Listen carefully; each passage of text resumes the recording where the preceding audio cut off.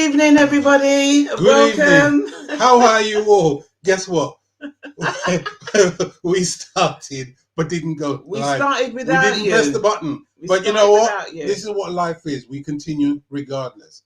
Now, it's cold outside, and tonight we've got a gentleman who's going to warm your hearts because this is foundation person here, and we're going to be talking to him about the industry that he has subscribed to.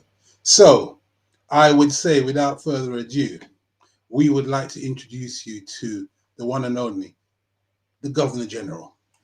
Come on in. Come on in. Come on in, come on in. How are you, sir? Good evening, sir. You know? Welcome. I'm all right. I was just trying to get it going with everybody else. That's fine. How are you doing? I'm all right, you know. I'm all right. Relaxing, Listen, chilling out. Oh, it's that's you know good. what when It's a you pleasure. when you said that you've been in the business for a very long time. I'm going to let you tell people, right? I was so shocked. I said, no, we've got to have an interview because there's foundation information here, and a lot of people don't understand that where you're coming from, and we just want to talk to you Yeah. about your history in the music business. But Right. before we do that, we want to know about the person himself. So Indeed.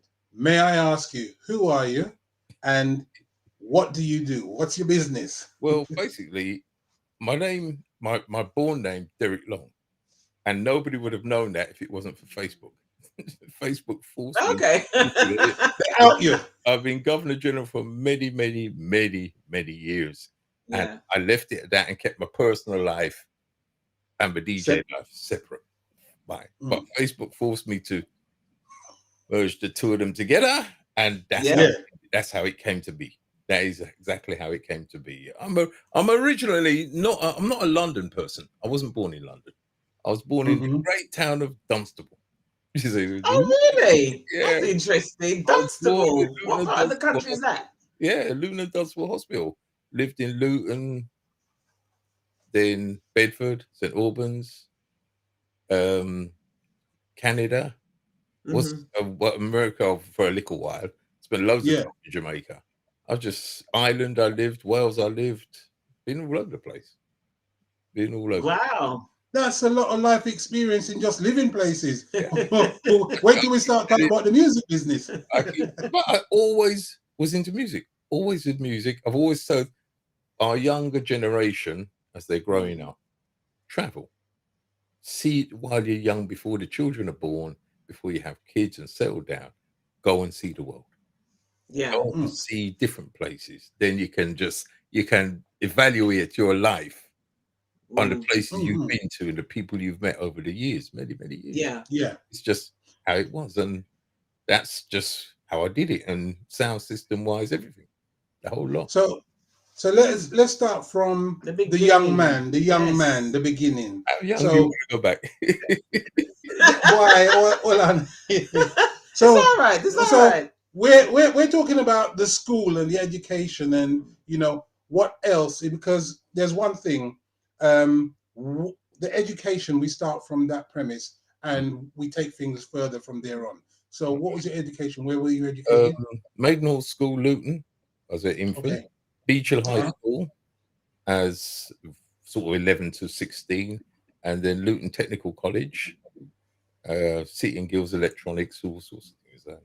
And I've just passed everything there with no problem at all. I was very good scholar. Very good. Never missed a day of school. I was a very good scholar. But okay, education is a key. So were you a good child? Was you naughty? I've had my fair share of dabbled a bit. Yeah, I've had my fair share of, oh my God, I'm gonna dead when I get home, that sort of thing, you know what I mean? But that's just yeah. That's just how it was, and it taught me right from wrong. It taught me manners and respect, and that's just how it is. Nowadays, I have nothing to say. So held you in good stead. In terms of your profession, there are two aspects to your profession. As you said, electrical. Yeah, I'm actually a qualified electrician. qualified electrician, qualified fiber optics person. So, Wow. Oh, okay. Wow. So that And, was your I'm that was also your first profession, your first also job? HGV. I'm also a HGV driver. HGV driving. Oh my word! Wow. Wow. That so you cover 3 bases just in case. Yeah. Well, put it this way, the driving was, how would you put it? Back in the day, you have your main job, but then you got your little one just in On case the that side. you can fall back. Mhm. So I had a Mm. fallback job, and that was driving, where I did my HGV and everything, and just even had a Formula 3 racing license. Hello. Yeah. What? Yeah. I used to do So little. you could have been Lewis Hamilton before Lewis Hamilton come. Those are the days. Those are back in the days. Yates Wow. Engineering in Luton. They used to do Formula 3, and I did a bit of driving for them. Right. Yeah. There was Wow. That is loads. impressive. Why did you not pursue that? I think it was more travel. Okay. Because I've always been into music, and having my own sound system when I was small and grew up, then it got stolen, and it was a case of traveled, picked up music from all over the world. I've got Mm. music from all places and wherever, but it's always been reggae music. I like my soul, don't get me wrong, but it's always Mm. been mainly reggae music. And that's So just before we go into Mm. that now, Mm. you said how did you the reggae music, the manifesting, how did that come about? How do you start with the reggae music? What That age did was you start getting involved in the reggae industry? first sound system we started building when I was about 11. Yeah, it was 11 plus, Okay. 11, 12. First dance we played, we actually carried the boxes from my mum's house to the school. We carried them, Boy, literally lift them up and carried them. Mm. Yeah. And I'm sure wow. plenty Desi men D, remember that. sorry, Desi D, the artist. Yeah. We went to school together. We had Sir Derek Sound from Luton, and so it was me. It was, let me see, Desi D, Derek Edwards, Derek Smith, Derek Mhm. Scott, Derek Spalding. I'm Derek, so it was 5 of us, and with brethren Howard Gordon got involved. Rest in peace. Yeah, it was all Derek, so we called it the Derek Sound. Oh, the Derek Wicked, sound. So that was your wicked. very first. Yeah, that was the first sound So system. wait a minute now. Just to make sure, when you're talking about carrying the speakers, how big are the speakers? Because some people No, don't understand what we're talking about they in weren't terms big of speakers. speakers. They were proper. Them days was like, I mean, big speakers, Wardrobe. wardrobe. You know what I mean? But it was inspiring to Yeah. know. Yeah. Yeah, we've done all, when people talk about, you go Teeth the Tannoys and all them. So we've done it all. We've been there, seen Yeah. it, done it all. Yeah. It So was an education. So in terms of the sound system itself now at the age of 11, who were the people who, Yeah. inspired Influence. you Yeah. to want Right. to do the sound systems? Were there any around that you were Right. following or We used heard to of? we used to like back in the day, dances used to start early, like it was Mm. 6, 7 o'clock, and you, as a young person, you could go out and see your parents not going to make no noise till about 8 o'clock, so you could go Yeah. to the old school dance, and you go to the odd little club, spend a couple of hours and everything like that, and Mhm. and then I met up with Just Stitch, the Wow. artist, and Yeah. my first nickname was Stitch. People used to call me Stitch because me and him used to just get on. And Yeah. that was my first introduction to Jamaica artist, Brigadier Jerry. I met Mhm. him many, many years ago. And that's it. What Just was he with? he was Jalove Sound yeah. or He was with Jalove Sound and Stergraph, and they came right? over. So Okay. that was, you guys were about 16, 18. Yeah. Wow. Very young. I've been listening to sound system for long, and long plus tax. I've had the tape cassettes of Yeah, those DJs, so they are familiar to me. yeah. Sturgraph and the whole lot. I mean, So it was good. It was, them days was, I can't even explain it. It was just great fun. Mm. Great fun. Proper. It kind of got serious now, proper serious now, but those days was for the love of the music. Right. Okay. That was it. And would you say that's where you honed your craft, or that's when you said, actually, this is something that I want to do full time? Did you decide then, or was it just I'm just enjoying myself and just growing? It just grew because going out and being. I mean, I've played at places that people would even think. I've forgotten some of the places I've played at because even I did. What's that big festival that they do in the big field way up north? Glastonbury. Oh, yeah. Glastonbury, right? I didn't even remember I did Glastonbury. What about El Numero Uno? I said, boy, I'd have loved to have done. He goes, Governor, you don't remember? We did Glastonbury. We've done it before.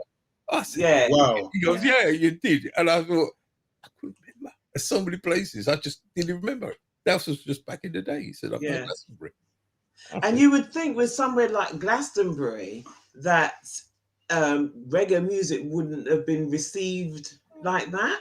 Do you know what I mean? How did you get that? How did you get there initially? Through when I was with Eurojam Radio, Charles and Hopi. Yeah, Charles and Hopi, Eurojam Radio, and we ended up. It was only when he told me. I remembered because I remember being in the tent, this big tent, and we was playing music, and that's how I knew about. That's when he said, "You've done Glastonbury. Don't make nobody tell you any different." So I always, El Numero Uno, because he's the one that actually brought me into radio station. Yeah. Okay, because I was going to ask you about that because in terms of the radio business, I mean your range has been extensive, but I want to just ask you the quick question was, what's the difference between the DJ, the MC, and the selector, and what would you call yourself? Entertainer. Right. I know he's going to give you an explanation. Let's see. Well, when it comes a selector, it's something. You've either got it or you haven't. It's as simple as that. It's something where you're thinking 3 tunes ahead all the time. Okay. You're so far ahead of everybody. You already know what you played in your head. Way. You don't have to think twice about it. It's something that back in the day when we had the big record boxes, we call them coffins. Yeah. And it's 7-inch. And you had to sit there, and as a selector, there's a man already up there. You're the one that's putting the music on, and you got your mic man doing his thing. So you are already thinking 3 tunes ahead. Your tunes are already piled up, ready to play. That's I look at certain people. I'm not even calling them. They just pull tune out of the hat, and like you play a Carol Thompson now, and then you go and play a Dennis Brown, and then you throw in a Jayut or something, a Stitch or something. That ain't selecting. That's just that's just like jukebox. You just drop them down and make them play. Selecting is a thing that you learn. It's certain people I can big up. Alan Brando, young guy. I see him in big people dance, and I said to him, Alan, what are you doing here? He said, Bridget, I come here to learn on the work. Wow. And I had to give him preps where preps was due. And now he's selecting on Saxon. There you go. So that being a selector, now DJ and MC, what's the difference? MC's a mic man. You got your mic man. He's like DC Ninja or any man that can pick up the mic and hold a crowd. Yeah. And you can be just playing on one deck, and you pick up the tune, turn it over, boom, MC. Your MC take over. Man, ride the rhythm. Okay. Simple as that. You know what I mean? So that's the person that entertains the crowd. Yeah. Kind He's of thing. the one that talks to the crowd. Right. Okay. And the DJ bit now. That's like a combination of 2 amalgamated together. Yeah, because the MC and the DJ. Yeah, I never used to be a mic man, but I've learned how to use a mic. I've compared dances, and I play music at the same time. That's just how. But you also, in terms of when you play the music, you also give a history of the music, because what I've listened to was the sheer enjoyment of the music that you play, and the history behind it, and also the old and new versions. Yeah. So that is you've married the 3 together. So it's a rarity that you actually find that some DJs can actually do that. So it's really good to know. It's the history.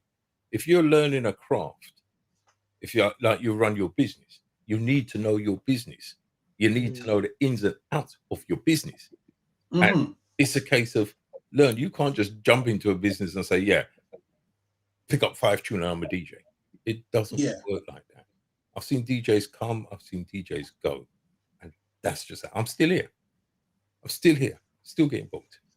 So here's one of the questions then is that in terms of the record selection and collection, you told me that you were digitalizing your music. So how far have you got so far? That's a controversy. Right. I've been digitizing vinyl for about, I'd say 17, maybe 18 years. Right. When people first started it, everybody's like, ooh. And I said to myself, you know what? If I'm gonna use CDs, or that time MP3 weren't coming out, so CDs. I said to burn it to CD, you need it in an MP3 format. And rather than buy a whole collection all over again online or buy the CDs so I can, but I said no, digitize them. It's a long process. Seriously, you start from one piece at the start of the track to the end of the track. And you have to sit down, you type in all the bits, and it's a long. I used to do at least an hour every day, at least minimum an hour every single day, regardless of what. That used to get done. After all the years, and I'll tell you about what the pandemic did for me. The pandemic is a horrible thing, but it actually worked for me. If you see what I'm saying. For many people, it worked for me to sit back and look at what I had. Right. It worked, and And are you nearly there? Are you nearly? No, you nearly done? I've done about an eighth of the cake. There's so much I've done easily. I was just on my my laptop playing out. It's got 10,000 tunes. That's just the playing out. My main computer has got nearly I was just checking. There's nearly 40,000 tracks on it right now that I could just play. Whoa! It's just how it is. Yeah. And So when you come to a dance, is you have everything covered? I can play you from hippity hop to ragamuffin. Music is me. I love music. And if a man does a tune or a woman does a tune, I like the tune, I would purchase the tune. That's just me. I would purchase the tune. You know what I mean? So now, in terms of you as the DJ, do you call yourself a DJ? What would you? I'm more. It's a term that people use, but I more look at myself as an entertainer. Entertainer. Okay. Yeah, I look at myself as an entertainer because being a DJ comes with a lot of baggage. You say, what's your? I'm a DJ.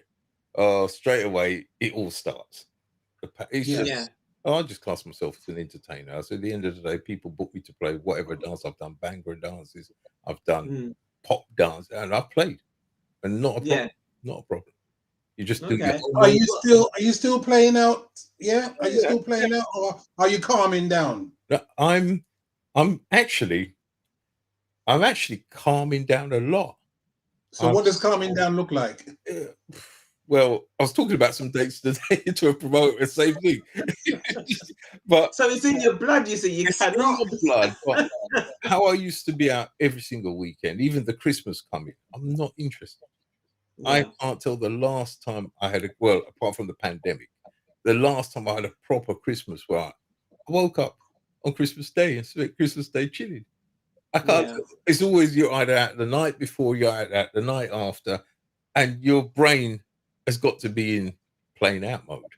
Yeah. I just said I just want a Christmas where I'm just here, sit down with the wifey, grandchildren, and just enjoy my Christmas. Yeah. Done. Over the years, I would ask. Over the years, how have you been able to balance that? You know what I mean? The family and the business, the private family. You know, as to going out and all your events and so on. It's been hard. I keep saying to people, and people say, "Well, Governor, we didn't invite you to the party because we know you're out." Because I used to be out all the time. Yeah. So the invites, because I was just out. I was out playing out regular as clockwork. And the thing is, I worked at the same time. I've never stopped working. I've never ever stopped Oh, working. that's interesting. So Okay. I've had my job plus playing out. I've never stopped working. I always. Right. My days. And is that through choice? Yes, through choice. Because I said the only time I've stopped work is when the pandemic came, and I Yeah. was on furlough for nearly a year and a half. Okay. You know what I mean? Yeah. That's the time where I could sit down and look at what I had and what I was doing, Yeah. and take it to another level, which hopefully I did. So now we're going to be talking about the reggae music, and yes. I want to talk about something that you started. And you know what? I didn't realize until you actually said it, and I thought, yeah, I get that. Reggae Man Soul. What is that? Right. Okay. It's not right. It all originated at what's the name of the club? Heart and Soul on Lee Bridge Road. Okay. I used to be down there on a Friday night with Calvin Francis, Dirty Den and PC Nightlife. And they used to sort of throw some soul tunes at me. Boom, boom, Governor. I said, no, brethren, we don't like them tunes there. No. We can't. No. And it got to the stage where it's only certain soul tunes I would sit down and say, yeah, man, tune. that there tune. And it got to, it's the rhythm, the words. It's got to have that rhythm. So even as a reggae man, you sit down and say, yeah, man, can't nod me head to that one day. You know what I mean? And the words, there's no bad cussing or no hippity hop, them sort of noise in it.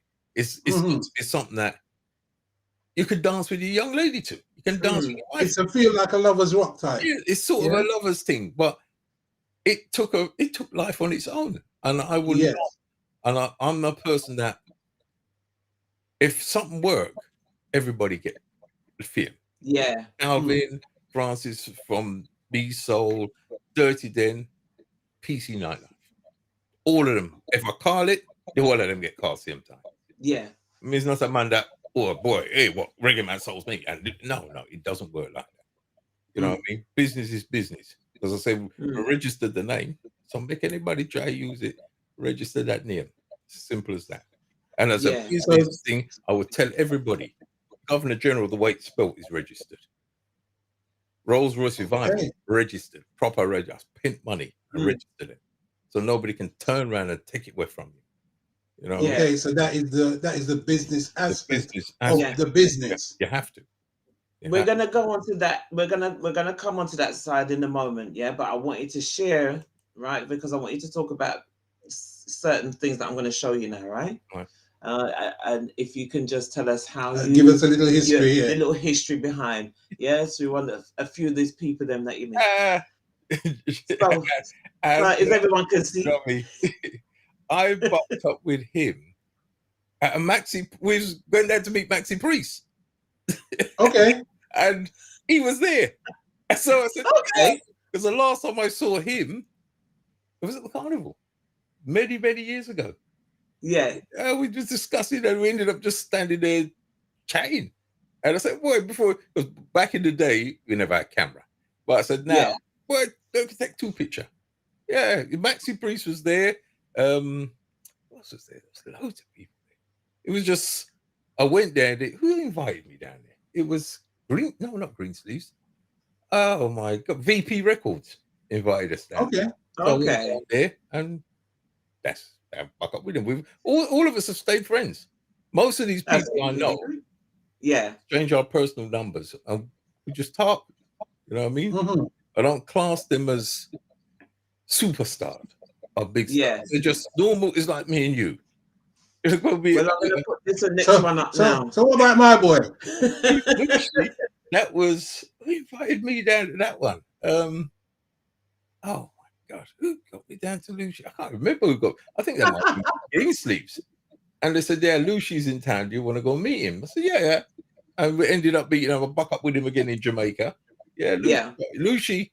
I see he did a concert in Brixton one of the greatest concerts I've ever seen in my entire life. Yeah. They switched off the light. Lucy came on stage. He just picked up the mic and said, "Switch on back the light." And the light was on for the whole concert, and he was just walking around with all the people in singing. It didn't even go on stage. It was just walking around, just singing. It was. I said to myself, "Now that's a concert." Yeah.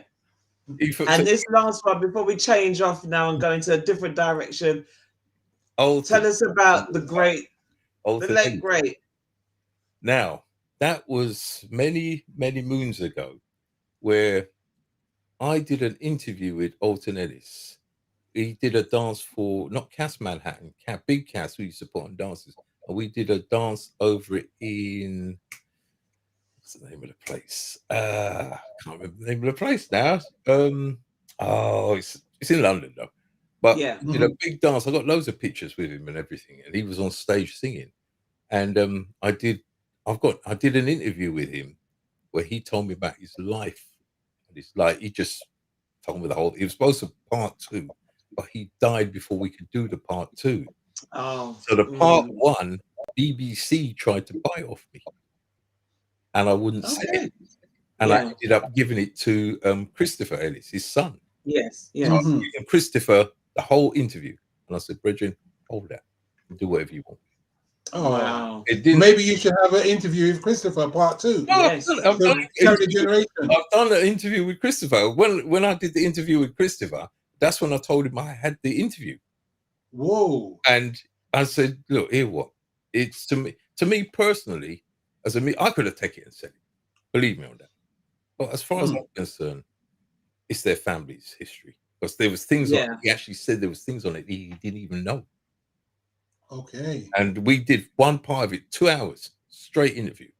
And we was going to do the part 2, but he passed before that. So never got to finish it. But it was very controversial, believe me. He told some stories that whoa. Yes, let's keep that close away from there, yeah? I mean, one of the things was that when Alton Ellis died, we recognized just what quality we had in our midst. And now we look back and we say, you know what? We were blessed. Yeah. Oh, yeah. Yeah. And now his son, he's doing just fabulously. And, it's a praise that he's followed in his father's footsteps. So when you see him again, tell him from me, thank you. I will do. Actually, I'll phone him. Yeah. Well, you know what? Listen, I'm just going to say, just in case anybody says anything, to all who's listening tonight, thank you very much for being with us as we speak with Guvenor General, aka Derek Long, about his illustrious career. We ain't even started yet. Entertainer, we've not even started yet. But we're going to get into the business of the music, all right? But obviously, before we do so, we are going to go to a little short break here because we do our sponsors, okay, which is Marshall and Brown. And if you're looking at lovely gifts for Christmas, hampers. He's got some serious hampers out there, from Marshall and Brown. So you need to get out there, look at marshallandbrown.com. Okay, and have a look and see what they have. Yeah, but for the moment, just give us a couple of seconds, and then we'll be right back. The Blue Mountain region of eastern Jamaica is arguably the most famous coffee region in the world. Jamaican Blue Mountain coffee is one of Jamaica's most prized possessions and is celebrated globally. Cultivated in the steep slopes, the volcanic soils and gentle mist provide the perfect conditions to form this wonderfully aromatic speciality blend. Out of many, there is one love. Marshall and Brown, Jamaican Blue Mountain Coffee.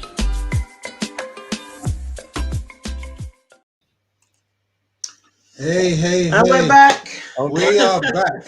And you know what? I'm going to have some of that Blue Mountain coffee a little bit later on. Tell me about it. I think we will need it. Yeah, definitely. But we're now entering the serious zone. Right. I'll tell you a story first before we hit that.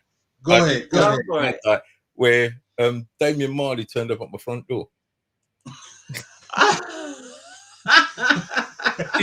Well, look at you. Really? Tell us the story. One Sunday I was at home just chilling out, relaxing. Door rang. I said, "Who's at the door?" My stepdaughter answered the door. Says, "It's Damian Marley." In a car outside my house, looking for somewhere to rave. I just got it. I had to phone my brethren, little Andy. I said, "Andy, where is it to go on a Sunday evening? I got Damian Marley sitting in the car outside the house while I've got rave." Andy said, "Come to my yard." And he goes, we couldn't come up with nothing. We didn't have a club or anything we could send him to. No. And that, when people say no, I said yes. He turned up at my front door looking for somewhere. Just so. That's just life. Yeah. You live good with people. That's what it is. You know. Yeah. Can't take the back by. You know. No. That is a wicked story, because the truth is that when people know who you are, they can associate with you. And for him to just knock on your door, was this the first time he's knocking, or? Even I was like, "Oh my God!" Yeah. So you were starstruck yourself, then? Yeah. I thought, wow. I mean, you should have brought him downstairs into a studio. I've met a lot of my favorite artists over the years. I've been blessed that way to meet them, talk to them, and have them as friends. You know what I mean? And that to me it's just what it is. See, with the business side of it, right? I'm just going to go into this. The business. Yeah, let's go. Reggae music is something I love 110%. It was my first wife until I got married, so it became my second wife. Now, the listeners that are listening now, and people are going to listen to this, some people might not like what I say, and some people might like what I say. But at the end of the day, I said something about 15 years ago, about when I was actually, it might be longer, when I was on Station FM. And I said, you know what?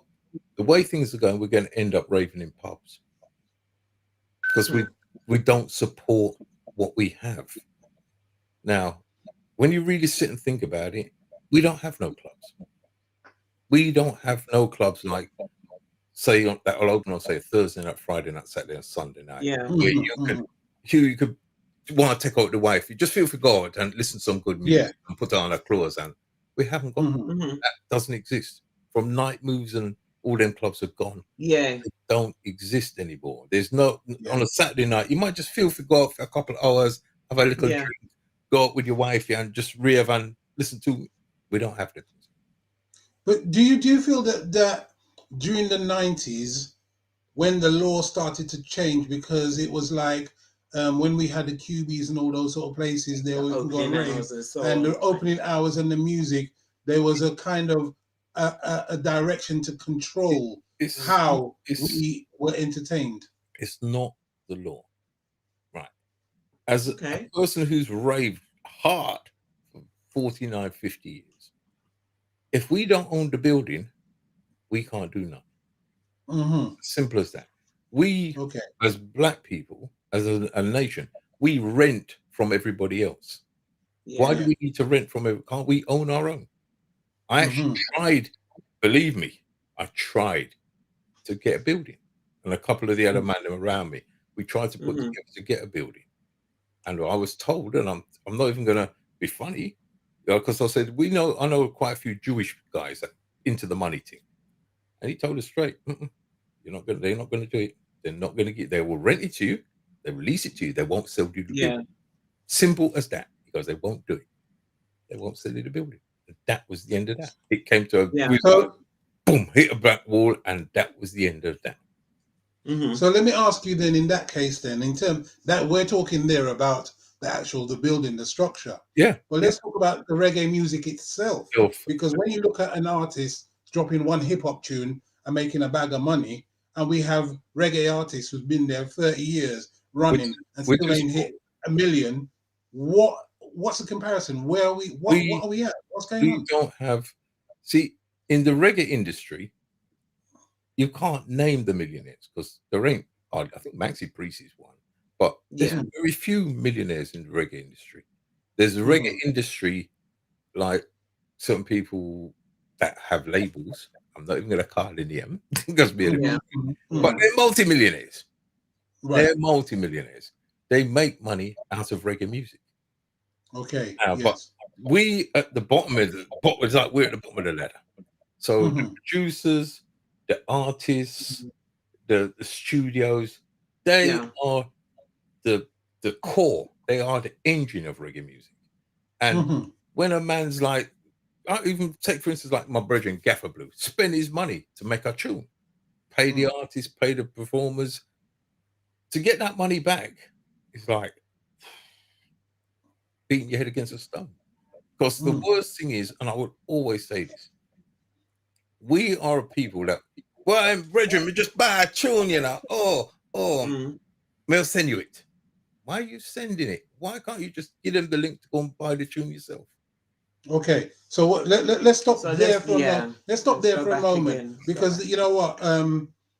As you say, I want to go back to where the person who has actually gone out there, put the music out there, you know, why is there not the kind of reward for them as there are for someone, for our young men out there, our young brothers out there who are dropping tunes, they're taking full control of what they're doing and they're making money out of it as far as we, you know, the layperson can understand and see. What is it that the reggae artists or the industry is not doing? Why can we not take full control and release and work together to release songs so that the business continues? Because one of your statements was business is not going to work in 10 years' time. Right, because I have to look, you have to look at the whole big structure of where, especially like here in the UK, right? And this is no disrespect to nobody, but say, for instance, UB40 put out a reggae tune tomorrow. Boom. Boom. Yeah. Whole heap of money dropping it. Yeah. The big Sony and them big place will back it 100%. You know what I mean? Mama Bridget Vincent now put out an album now. Everybody, yeah. And the worst bit about it is we as a nation, Noah said the man put out an album. And if I was to take that album tomorrow and go and play it in a club, people would look at me like, what's that? We play. I don't know that tune. What's that? But is that over time though? But you don't need, see, back in the day, all right, you'll probably know what I'm going to talk about. Back in the day, I could walk into, say, old Regal Records and pick up a Dennis Brown tune, brand new, just cut, boom, boom, Joe Gibbs.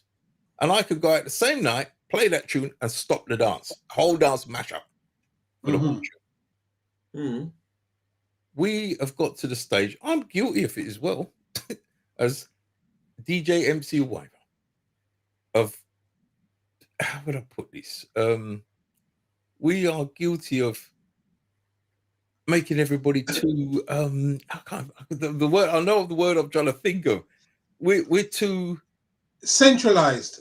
Yeah, we're stuck in we're stuck in a time loop. It's like we're stuck in a time loop. And new music has been made all the time. Every day. New music's out. But to get the support of the people, that's another thing. They'll Governor, just play a new tune. So is that not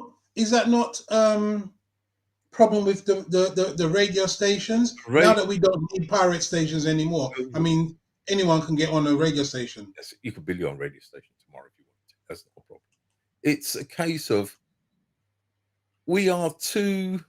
How can I put it? I can't find the right word. I know what I want to say. It's a case of we're not progressing.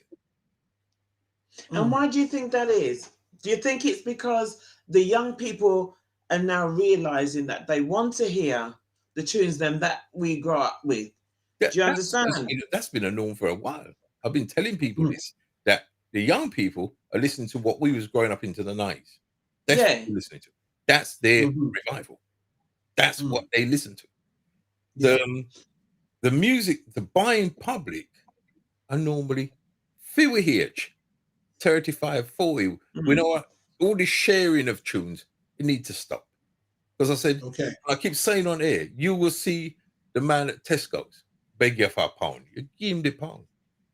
You can buy a tune online for 99 pence.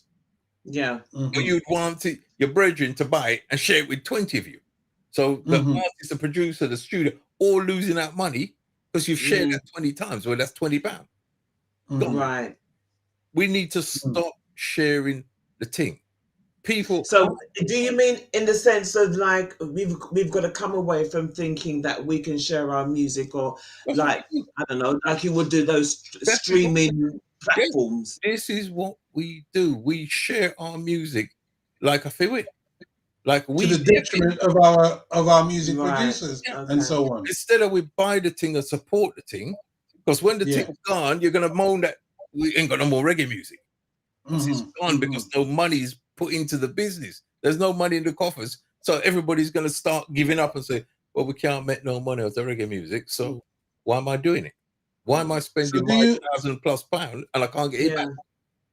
So do you feel also then that within that, the urbanization of reggae music also has an issue to play with the artists and, you know, the actual reggae, the people who actually provide the reggae to produce it? The people that producing it and putting it out are doing a good job. Believe me, there's reggae music out there. The urbanization of it is not down to us. It's down to the major radio stations. They've turned reggae into urban. Since when it's not urban, it's reggae music. R&B, soul. Where did that become urban? Because they got to appeal to the mass market. Yeah, to the wide audience. Which isn't us. As simple as that. We're not buying the tunes to support our own business. So get everybody else to buy. And when it comes to that, I had a conversation with my wife regarding this bit here. When the artists, which I understand they have to express themselves, especially the young people. Yeah. Right. But as a big man, and I buy music, I'm not buying no music with if she did this to me last night and that. No. I've always said, if you can do a clean cut, do the clean cut. You want to do the nasty cut, do the nasty cut. But I can guarantee the clean cut will last a lot longer than the nasty cut. It's as simple as that. Because I said, when you got the young people, 30, 35, the young adults growing up, well, them adults anyway, are you going to be dancing to tunes when you're 60, but gal do this and gal under this? Are you going to play them tunes at weddings, christenings? No, it's not going to happen.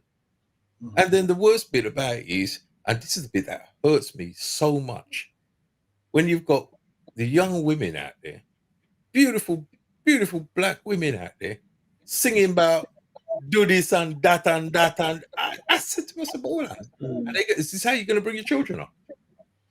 So do you reckon that is what is, because you not think, and this is just me talking here, that there is a demand for that? Is that this whole society of, you know, we can show ourselves, you know what I mean, that we are women and liberal, and we can do what we do, and we can say what we want and act. Do you not think that that has kind of spilled over as well into our... That's not spilling over.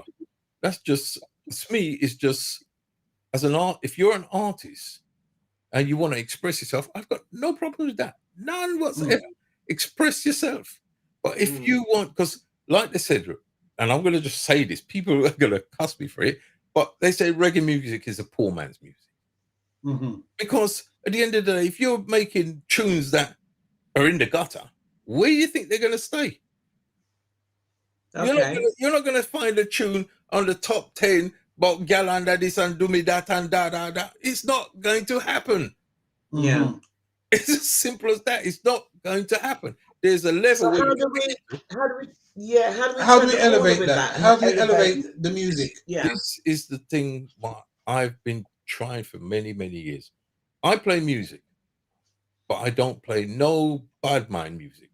I'm not interested. There's reggae music out there we can purchase. I mean, all right, you take, for instance, artists like Illustrious Joseph, Lloyd Brown. You ever hear them sing bad word cussing? No. Lloyd Brown's got the biggest album collection in the whole of the UK as an artist, and his Okay. tunes are all on YouTube.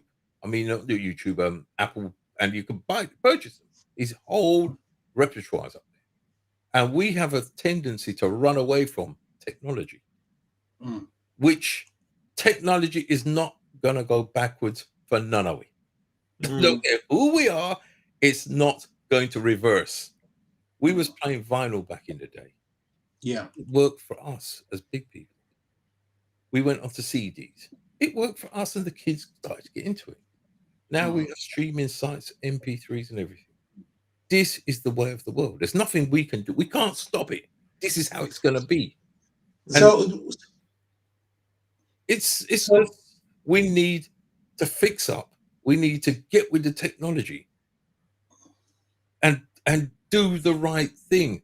And so we can, we need to, that's like, put everything together. And because we got no clubs. Like I said, reggae. How do we wrestle that back, though?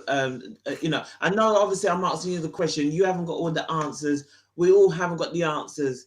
But you know, clearly at some point in time, we have to find a solution. We did have those clubs and so on that we did have. The only way it's going to work, right, is for like black businesses, people who have black businesses.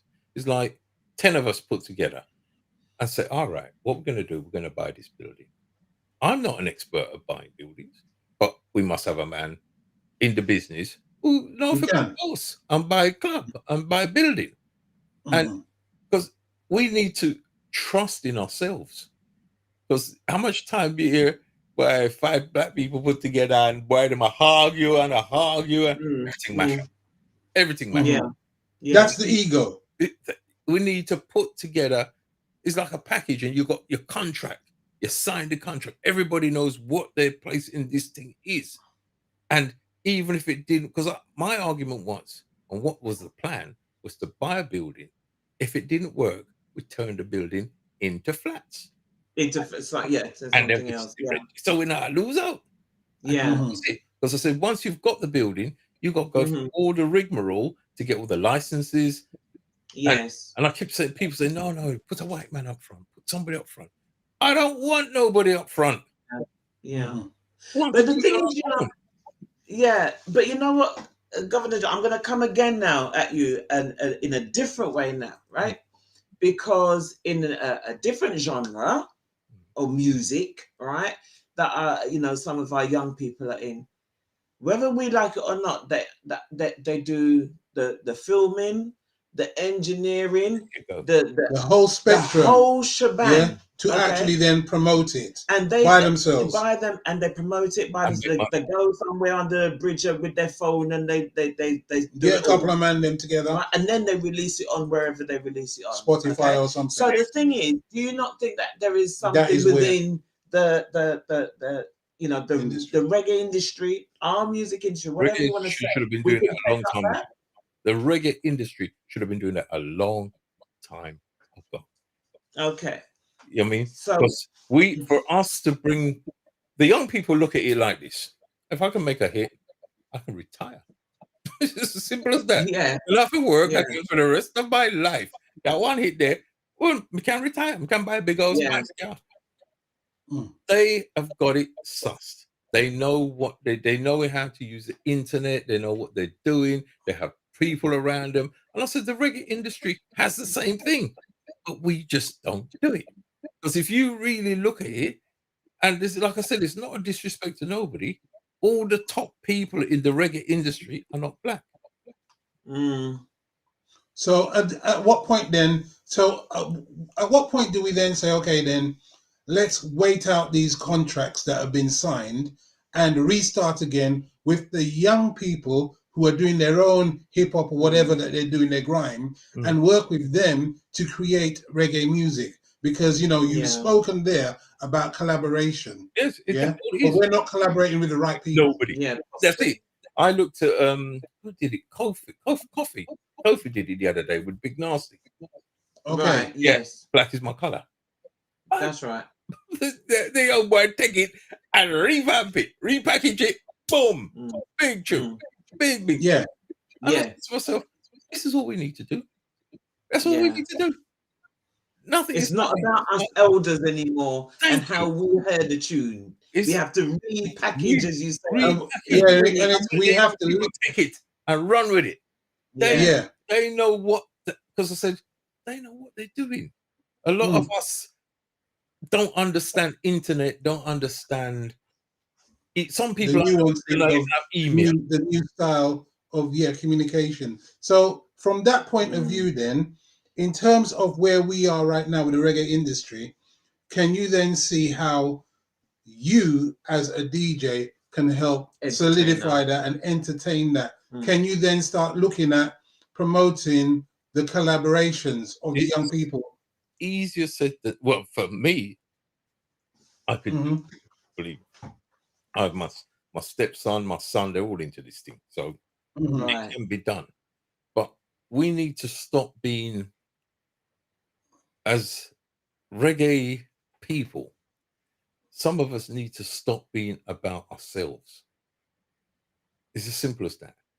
Because I've actually got in my mind, there's a young guy that's phoned me and he's listened to my show regular as clockwork. Even came to one of the vinyl dance I did in South London and introduced himself. And I actually said to him the other day, I said, I'll go and phone you. He said, when I'm ready. Because I said, I'm going to take him and bring him into the business and show him what I do and make him run with it. Because I said, we're all 40, 50, 60-year-old now. Yeah.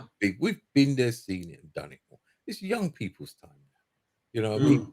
And at the end of the day, if we can show them the right way and show them certain things, you know what I mean?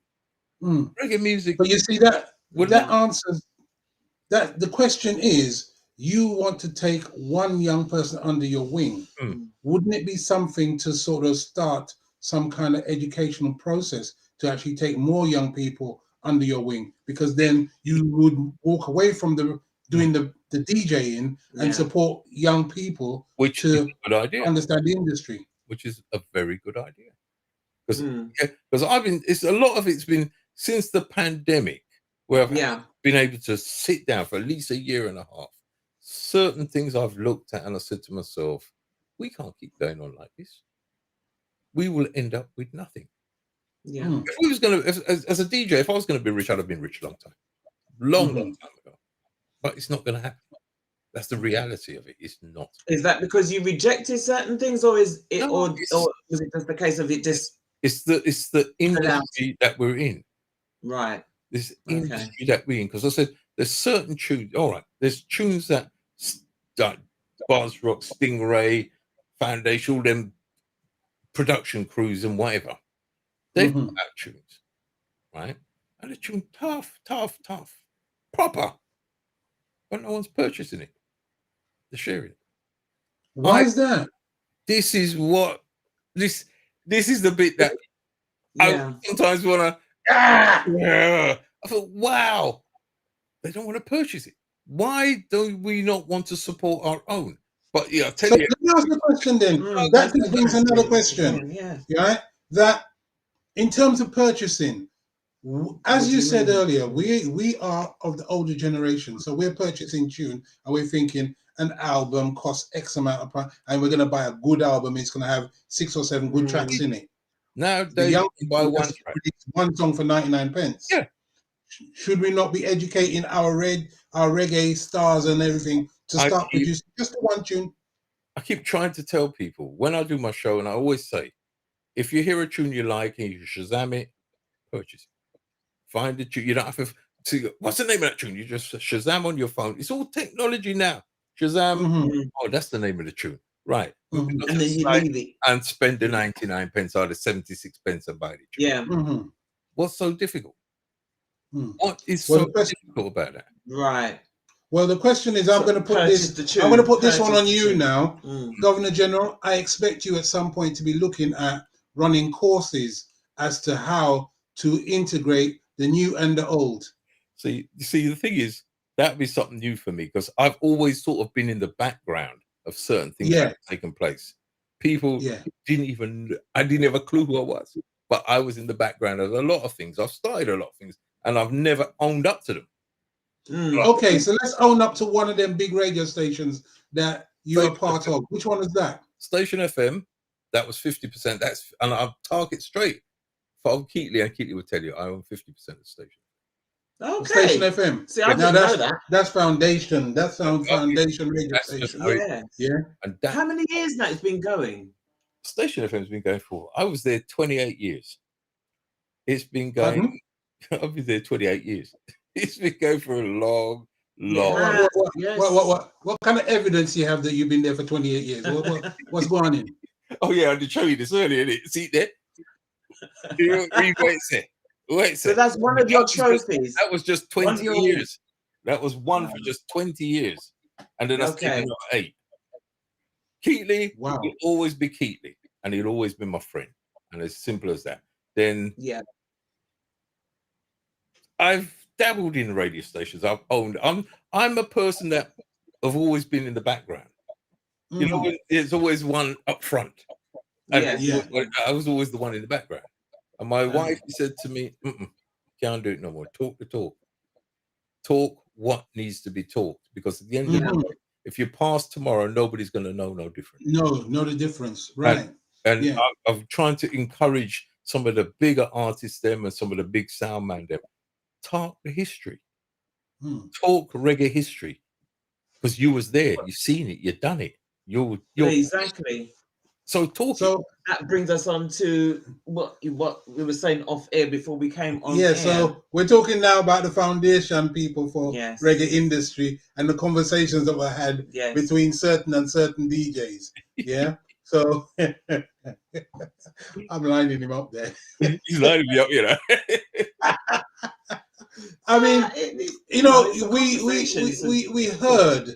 heard that, you know, this is for the old school people, that David Rodigan was the foundation of the reggae music industry for England. And one of our reggae foundation himself came up and he brought out a 10-minute conversation. A conversation highlighting to highlight that you can't be a foundation if you get your information from the original, right? So tell us more about that. Where that come from? What's going on with that? That controversy was, I think it was taken out of context. Personally, that's me. Right. Rodigan used to go Coxsone dances. That's fact. You know, he learned a lot from Coxsone, and that's fact. And as far as I'm concerned, that was it. I've personally never heard Rodigan say he was foundation. That's my personal. Never heard him say he's the foundation. This is what I said, where people take things and take it out of context. I like them know everything. You can't know everything unless you was there to see Rodigan with Lloydie Coxsone. You can't talk. Coxsone was there, Rodigan was there. Conversation finished. There's the only two people can talk. You know what I mean? And I just say to myself, I can't be bothered. They're just looking for people are just looking for something to argue about in reggae music again. Not no positive things. You only hear the bad things about reggae. No. I said to myself, why can't we talk positive about reggae music? It's negativity. Let's take it to another level. So let's talk positive then. Who are the artists who are coming out now, and who should we be looking out for, and how do we then make sure that those are supported? Who are the artists? Well, put it this way, I'm a person that like popcorn. I like popcorn. Yeah. I said, and I even sent him a message yet. I said, Bridget, do some clean versions of things that we can play. And I would be so happy. It's as simple as that. I think he is the next big thing. Jesse Roy, he's another thing. He'll last the test of time. Chronix needs to get out of the contract that he's in and get back to his proper people there. And what he needs to do. Because Chronix could have gone watered down. And are we talking that the contracts are actually stopping people from being who they are? See, if artists get caught up with contracts, and when you get caught up in a contract, you get stuck between a rock and a hard place. It's either money or your what you call it, your foundation, your music. And a lot of them see money sign. People like Shaggy has got They can dilute. yeah, and Shaggy's doing what he does. Yeah. And I've got the most respect for Shaggy. He's doing what he does. You know what I mean? He's the next man that will last the test of time. Dean Fraser, another man.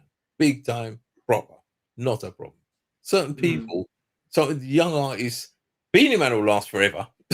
Yeah. Will it be bad? And he do good one too. So you can play a Beanie Man.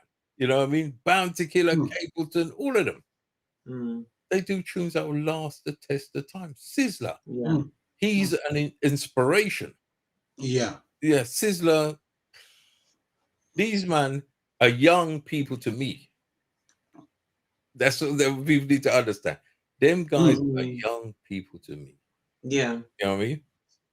So in terms of your reggae music and your history, one of the things that you have that separates you from many of those younger upcoming DJs is you actually have personal music that the artists do one-off specials for you. What are they called?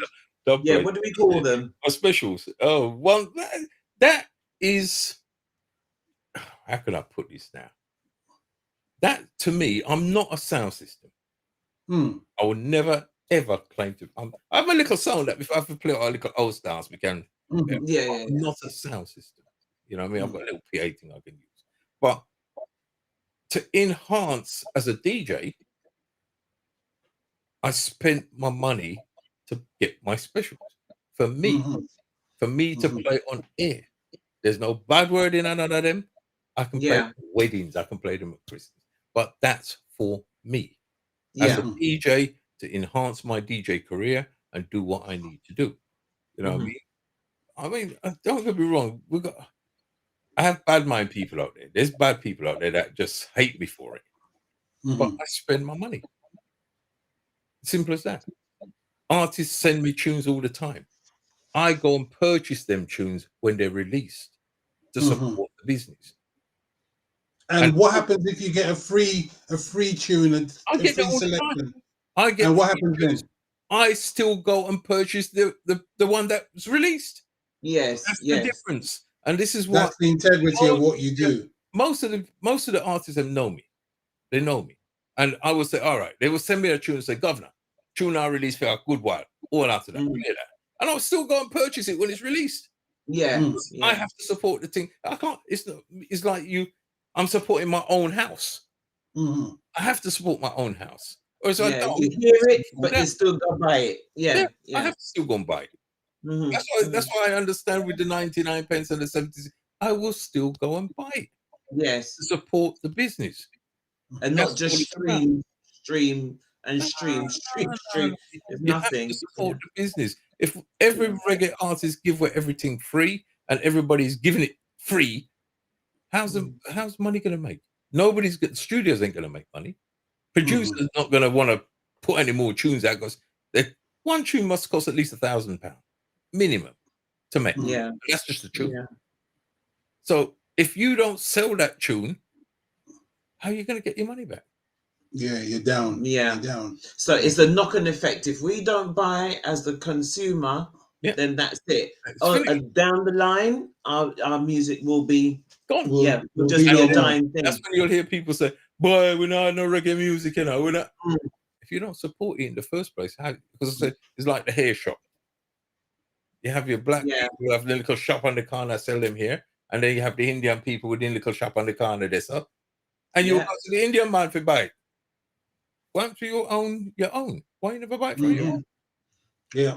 So when that's the important thing. When they closed down and the Indian man price gone up, you're on board. Yeah. You don't support it. Exactly. You don't support the business. What do you think is going to happen? It's not going to so you see, all the industries the same then. You know what I mean? The music industry, food industry, everything boils down to supporting our own. If we're not prepared to do that, we can't complain when it's no longer there. That's it. I've seen people. I'm not going to call people. Yeah, we as black people. Well, I've seen people, and they only support their own.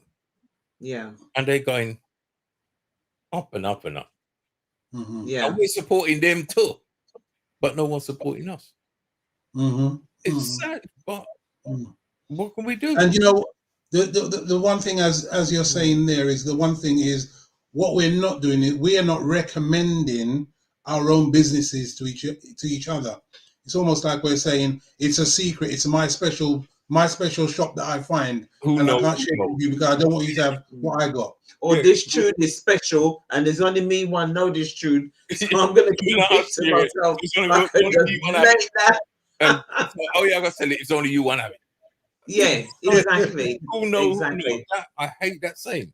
Who? Yeah. Who know? No. Who knows? Yeah. Nothing? Who know dead? Who's going to know? Nobody. Because That's it. done. That'll make no sense. It's true that. But you know what was quite interesting? There's a new film that just come out. Yeah, with The harder they Idris. fall. The Yeah, harder they fall. right. And the soundtrack is Booming. fire. All right. So, Barrington.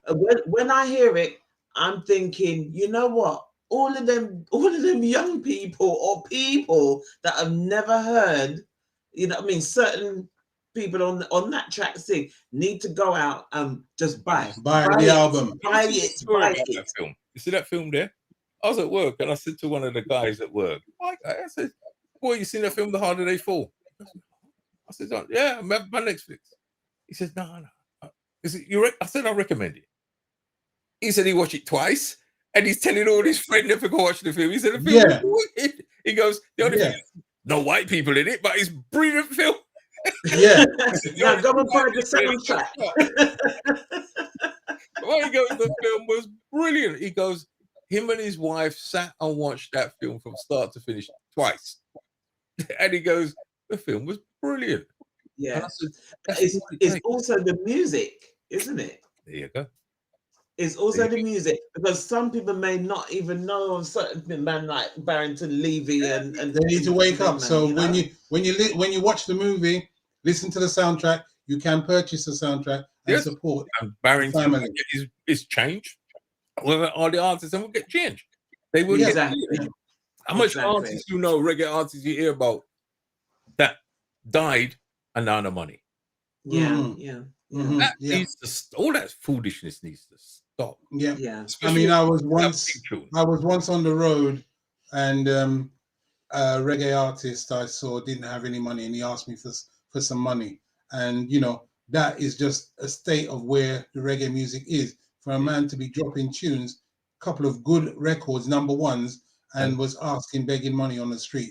So you know, it is incumbent on us to purchase our reggae music so that we can actually make sure that situations like that don't happen. Now I'm going to change the subject slightly, okay, because we're talking about serialization of films and so on. Because recently there was a film related to the Black experience in England, and it portrayed a house party, where aspects of the house party characterized were harmful to our community because, to a certain degree, we couldn't understand what was going on. Now, from your point of view, from further in terms of examination as a DJ for so many years, what did you make of that film and that particular section of the party incident? Right. I think he said that very well. Very well said, my dear. Yeah. Is it Steve McQueen? Steve McQueen, yes. Yeah. And the Lovers Rock. The Lovers Rock. I like the other ones. Don't get me wrong. They were nice. Yeah, very good. But when it came to the actual reggae music thing now, and the Lovers Rock one, all I know, he did an interview and he said he got that information from his friend. Him and his friend is the same age. So my argument was, why you never go speak to somebody who was an elder, would have told you where you get that thing from? Because when the bit where the man tried to rape the girl, all them stuff. That wouldn't listen. You think that brother could have come out of the house there? That would not have happened. No. The whole house would have been on him. Yeah, that did not show the true form. No, that was he could have not. We could not relate to that. He would have cried because the man would have just jumped. Simple as that. That's just how it was. After our queens back in that day, and nobody telling us no different. That's how it was. The music wise is like they were on drugs. Yeah. And I said to myself, where in a house party have anybody? And I've been to enough house parties. Yeah. I've never in my life seen anything like that yet. I was stunned. I thought, is it that for real? Which party did he? Where was he? Which party was he going to? 'Cause it could never have been the one that anything that we had, because we was all back in the day. You have your lovers rock party. The man then dressed to the nines. Yeah, you dress up and you want to dance with the woman. Them you have on the old spice and everything nice. That's it. Everything look good. But you know what? I think they missed an opportunity. Yeah, that but you was see, a one great of opportunity for them to really, really showcase That the could have the beauty of lovers rock and what the music That would have entails. and of our dances and what our parties were. Yeah, And 'cause- what I think is it's left a bad bad taste Yeah. and a mindset with some people. With those who don't is know. what that don't know. Oh, That is what our this bands is are what like. black people do. Yeah. Yeah. That's all that's in their head. Oh, this is what black people. This is what their parents used to do. This, especially like no disrespect with the white people that are listening. That's what they be thinking. Oh, this is what Yeah. parties. It's nuts. It was. It was so wrong. I wanted to cry. It was that bad. I thought myself. I mean, what about that situation where the Rasta man literally took off his clothes and was writhing and was railing around like he was doing hip hop dance on the floor in the middle of the party? I think they were just trying to fill it in and just put something in there. It's controversy that they were looking for. Not the real. If it was supposed to be the real thing, and anybody who was doing a real film would have understood and done their homework first. Simple as that. You wouldn't even talk to one person. You would talk to half a dozen people. And the people who are in the time of that particular... grew up in that time, went to parties, and you get the insight from all of them, and then you make up the thing. You don't just want your brethren, and your brethren wasn't even old enough to be there. But there you go. That just doesn't make no sense. Yeah. So the funny thing about it was so opposite of what we're actually used to, because we're used to man and woman standing up together, not moving at all. Yeah, there you go. Yeah, touch them. You move. You all right there? You want some oxygen?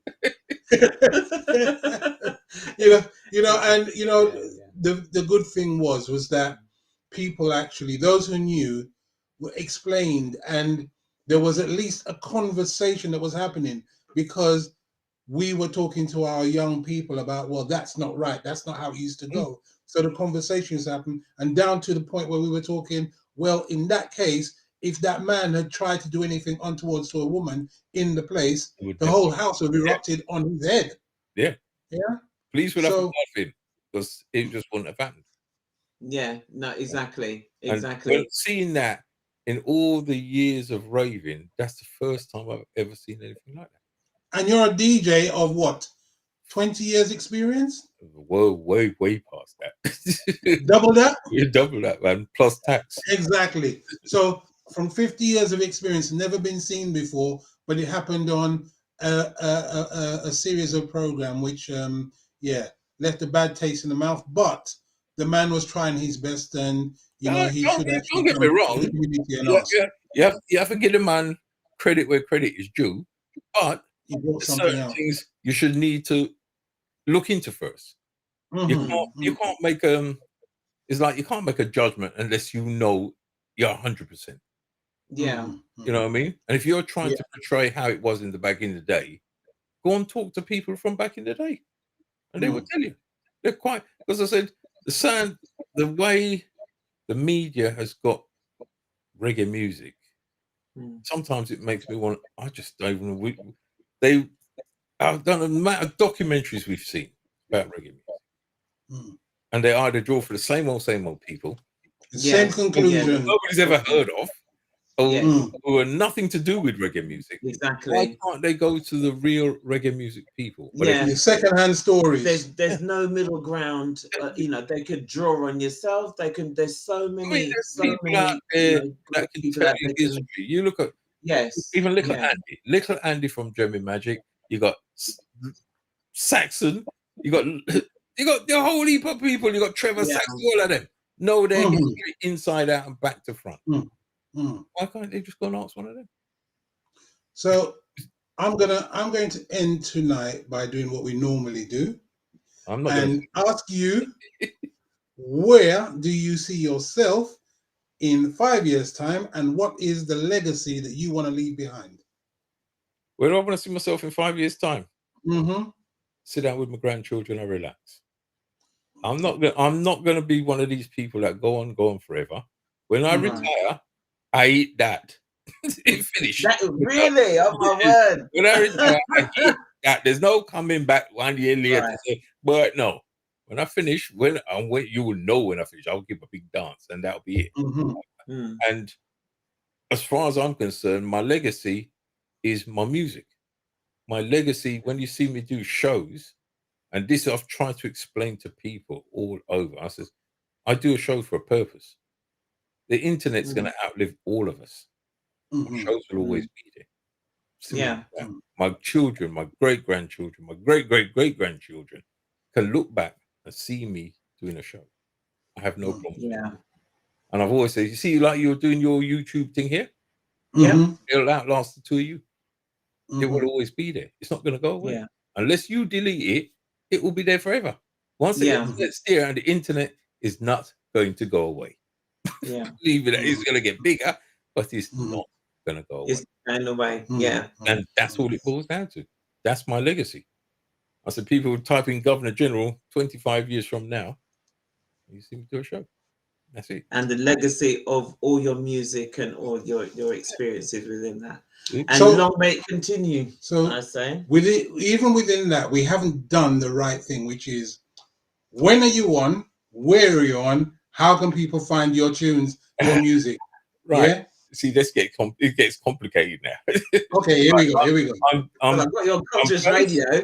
I'm based with Conscious. Right. I was doing a show on Thursday, 10 till midnight, but I've given that up due to the work.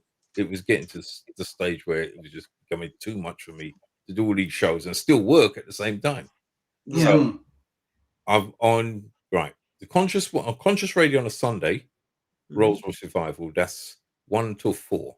I usually do a reggae man soul between 11:30 and 1 o'clock. So that's no talking. So it's just boom all the way through. Yeah. Fridays, legal stations, proper legal station. Thor Radio, Italy, and Starpoint Radio, DAB Radio. That's 11 till 1, Starpoint Radio. Thor Radio, 7 to 8. It's 6 to 7 UK time, 7 to 8 Italian time. Right. And I do that in conjunction with Get Your Radio, the Shoe Doctors radio station. Oh, yes. Yeah. Okay. Yeah. I do that in conjunction with them. And then on Tuesdays, I've got one with Shoe Doctor, but we're still looking at that because I said during the week, it's getting to the stage where I'm getting older. I can't keep up with all this thing, you know what I mean? So I said that sometimes I have to just back off and take a break, you know what I mean? Yeah. See, you can see my Rebalance. Mixcloud, Facebook. But let me explain this Facebook thing. The people out here. People out here. I don't put my show on Fans. Facebook, you know. I don't put my show on Facebook at all. My show is on Mixcloud. And Mixcloud links it. It's got nothing to it's on Twitter, Twitch, so many YouTube. Mixcloud links it to all of them. But Mixcloud pays artists royalties. Right. That's Okay. why Mixcloud plays the artists royalties. So when I play their tune, they get a little change. Okay. Which is really good. That's good to know. That's why I came off Facebook. But Mixcloud now linking it to Facebook, I just don't even get involved. It just does what it does. Yeah, I didn't even have to do what they do. And that's whole shows. I'm actually going to come up with a show, but I ain't ready to let people know about it yet. But it's a 1 hour show I'm going to be doing. I'll let everybody know. It's going to be a big launch. It's just a 1 hour show. That's it. Boom. And when I'm ready to do that, because that's when reggae music, I will pump it hard. Mm. So watch this space with that one, yeah? That's going to be exclusive. Only on Good. Mixcloud, only. Okay. YouTube and me are talking right now. And YouTube's been all right with me. They've been sort of guiding me on certain things. Mixcloud, the guys there that ran that showed me how to do it. Yeah. Yeah. I think I was one of the first reggae art or reggae DJs on Mixcloud when they first started doing it. Okay. Yeah. They showed me all I needed to, and I've tried to teach people what I've known. So I'm coming back to you now. Yes. That where we're going to close off tonight is to say that, Governor General, I'm going to speak to you about getting some training for those new up and coming people to work with the artists to make our music more popular and pay and continue the legacy as well. Yes. Right? Because we can't have our music dying out like that, okay, and just taken for granted. So we need people like you, okay, to bring them up and push it forward. Yeah, but two things we need: good reggae music and a couple of nightclubs. We're happy. Yeah, and then we're good. We're happy. Then we're good. We're happy. Governor General, wow! Thank you so much for spending some time with us. It's been an absolute pleasure.